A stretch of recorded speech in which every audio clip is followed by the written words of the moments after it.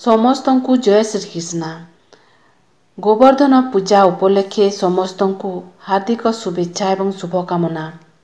ଆଜି ପବିତ୍ର କାର୍ତ୍ତିକ ଅମାବାସ୍ୟା ଏବଂ ଗୋ ସହସ୍ର ସ୍ନାନ। ଏହି ଦିନଟି ଧାର୍ମିକ ପରମ୍ପରାରେ ବହୁତ ପବିତ୍ର ଓ ମହତ୍ତ୍ୱପୂର୍ଣ୍ଣ। ଏହି କାର୍ତ୍ତିକ ଅମାବାସ୍ୟା ହିନ୍ଦୁ ପଞ୍ଜିକା ଅନୁସାରେ କାର୍ତ୍ତିକ ମାସର ଶେଷ ଅମାବାସ୍ୟା ଦିନଟି ପିତୃତର୍ପଣ, ଦାନ, ଧର୍ମ ଓ ସ୍ନାନ ପାଇଁ ଅତ୍ୟନ୍ତ ଶୁଭ ମନାଯାଏ। ଗୋ ସହସ୍ର ସ୍ନାନ। ଏହି ଦିନ ଗୋମାତାଙ୍କୁ ସ୍ନାନ କରାଯାଇ ସେମାନଙ୍କୁ ତିଲକ ଦିଆଯାଏ ଓ ପୂଜା କରାଯାଇଥାଏ ଏବଂ ଗୋବର୍ଦ୍ଧନ ପୂଜା ପାଇଁ ଓ ଗୋମାତାଙ୍କ ପ୍ରତି କୃତଜ୍ଞତା ବ୍ୟକ୍ତ କରିବା ଅତ୍ୟନ୍ତ ଶୁଭ ହୋଇଥାଏ। ଏବେ ଜାଣିବା ସ୍ୱପ୍ନରେ କ'ଣ ଦେଖିଲେ କ'ଣ ହୋଇଥାଏ। ସ୍ୱପ୍ନ କେବଳ ମନର ଖେଳ ନୁହେଁ, କେବଳ ଏହା ଆଗାମୀ ଘଟଣାର ଇସାରା ମଧ୍ୟ ଦେଇଥାଏ। ତାହେଲେ ଚାଲନ୍ତୁ ଶୁଣିବା। ମାଛ ଦେଖିଲେ ଘରେ ଶୁଭ କାର୍ଯ୍ୟ ହେବାର ସୂଚନା ଦେଇଥାଏ। ଝିଟିପିଟି ଦେଖିଲେ ନୂଆ ଧନ ପ୍ରାପ୍ତି ବା ଆପେକ୍ଷିକ ସଫଳତା ଆସିବ।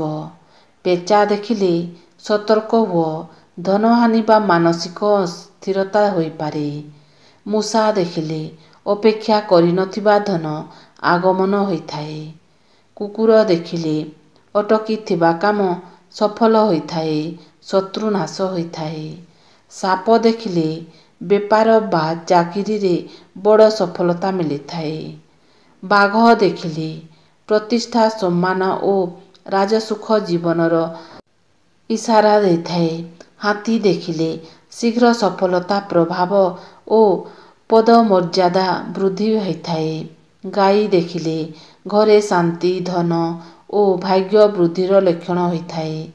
ଫୁଲ ଦେଖିଲେ ମନରେ ଶାନ୍ତି, ନୂଆ ପ୍ରେମ ଓ ସୁଖଦ ସମ୍ବାଦ ଆସିବ ବୋଲି ସୂଚନା ଦେଇଥାଏ। ଅଗ୍ନି ଦେଖିଲେ ନୂଆ ଉତ୍ସାହ, କିନ୍ତୁ ରୋଷ ଉପରେ ନିୟନ୍ତ୍ରଣ କରିବା ଜରୁରୀ ହୋଇଥାଏ। ପାଣି ଦେଖିଲେ ଜୀବନରେ ସଫଳତା, ସନ୍ତୋଷ ଓ ଶାନ୍ତି ଆସିବ ବୋଲି ସୂଚନା ମିଳିଥାଏ। ମୂର୍ଖ ଲୋକର 3ଟି ଲକ୍ଷଣ ଜାଣିବା। ମୂର୍ଖ ଲୋକମାନେ ବେଶୀ କଥା କୁହନ୍ତି ଏବଂ କାହା କଥା ଶୁଣିବାକୁ ସେ ପ୍ରସ୍ତୁତ ନଥାନ୍ତି। ମୂର୍ଖ ଲୋକ ଦେଖାଇବା ପାଇଁ ବହୁତ ଖର୍ଚ୍ଚ କରେ। ସେ ଖର୍ଚ୍ଚ ପାଇଁ ଧାର କରଜ କରିବାକୁ ପଡ଼ିଲେ ମଧ୍ୟ ସେ ଦେଖାଇବା ପାଇଁ ପଛଘୁଞ୍ଚା ଦେଇ ନଥାଏ। ମୂର୍ଖ ଲୋକ ନିଜକୁ ସବୁଠାରୁ ଅଧିକ ବୁଦ୍ଧିମାନ ଭାବିଥାଏ ଆଉ ବୁଦ୍ଧିମାନ ଦେଖାଇବା ପାଇଁ ଭୁଲ ଜିନିଷକୁ ମଧ୍ୟ ଠିକ୍ ପ୍ରମାଣିତ କରିବାରେ ସମୟ ବ୍ୟର୍ଥ କରିଥାଏ। ଅନ୍ଧ ମଣିଷ ପ୍ରାର୍ଥନା କରିବା ସମୟରେ ଭାବେ ପ୍ରଭୁ ସବୁ ଦେଖୁଛନ୍ତି, କିନ୍ତୁ ଅଭଦ୍ର ଭାଷାରେ ଗାଳି କରିବା ସମୟରେ ତାହା ଭୁଲିଯାଏ। ପୁଣ୍ୟ କରିବା ସମୟରେ ଭାବେ ପ୍ରଭୁ ଦେଖୁଛନ୍ତି, କିନ୍ତୁ ପାପ କରିବା ସମୟରେ ତାହା ଭୁଲିଯାଏ। ଦାନ କରିବା ସମୟରେ ଭାବେ ପ୍ରଭୁ ଦେଖୁଛନ୍ତି, କିନ୍ତୁ ଚୋରି କରିବା ସମୟରେ ତାହା ଭୁଲିଯାଏ। ସେବା କରିବା ସମୟରେ ଭାବେ ସମସ୍ତଙ୍କ ଭିତରେ ପ୍ରଭୁ ଅଛନ୍ତି, କିନ୍ତୁ କାହାକୁ ଆଘାତ ଦେବା ସମୟରେ ଭୁଲି ଯାଇଥାଏ କି ଭଗବାନ ଅଛନ୍ତି। ଏହାପରେ ବି ମଣିଷ ନିଜକୁ ବୁଦ୍ଧିମାନ ଭାବିଥାଏ। ବିଶ୍ୱାସର ମୂଲ୍ୟ ଜାଣିବା।